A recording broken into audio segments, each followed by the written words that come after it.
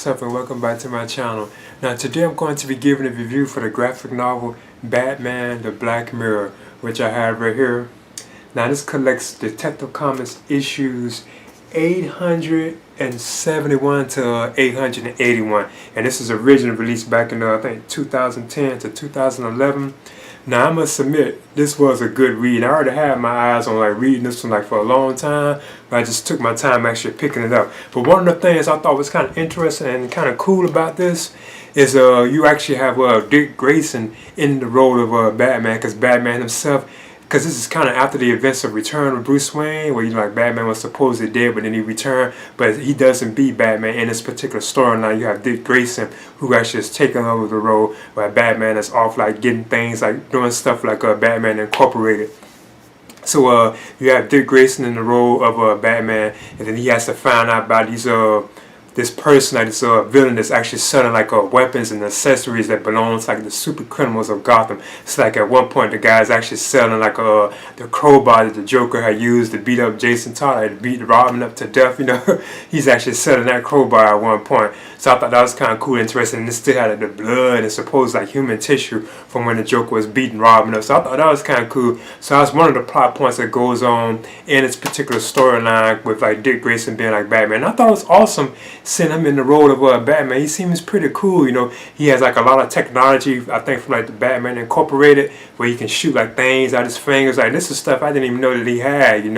Even a high-tech super lab that they actually gave to the GCPD, Commissioner Gordon, the Waynes have funded this lab, which is state-of-the-art, and they gave it to the GCPD. But I just leave that. I don't go into it too much. But that's the stuff that's kind of going on with the Dick Grayson side of the story. But this is one of the main things that was kind of drawing my attention. I didn't really know about it, so I probably heard about it. Was the idea that Commissioner Gordon's son, who is known as, I think, James Gordon Jr., it turns out he's a psychopath or something like that.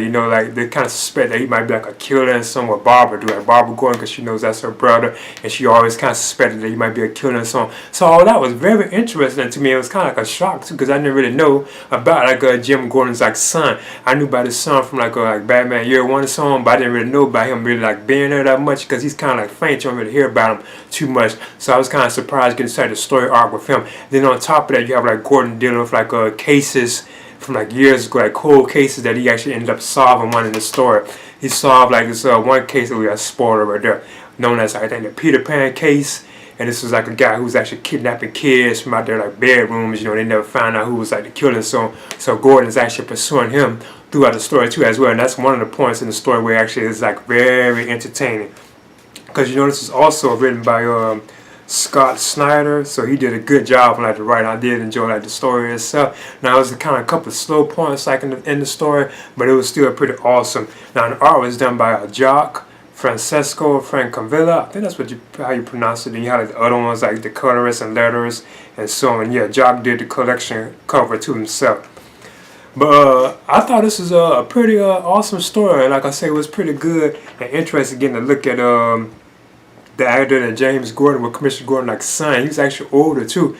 It's kind of suspected to have been a psychopathic killer. Now that was awesome. That was very interesting to me. And like I said, Dick Grayson did portray a very good Batman too in this particular storyline too. Because you also have Tim Drake, he's in here too, as well as Red Robin, and Barbara Gordon is also here too, as well as the Oracle still. So yeah, and even the Joker makes an appearance at one point, but it's kind of later on in the story. He's not really in there that long. They have him on the back of the book where he only shows up kind of at the end of the storyline. But it was an awesome read. I really did enjoy this, and it's over 300 pages.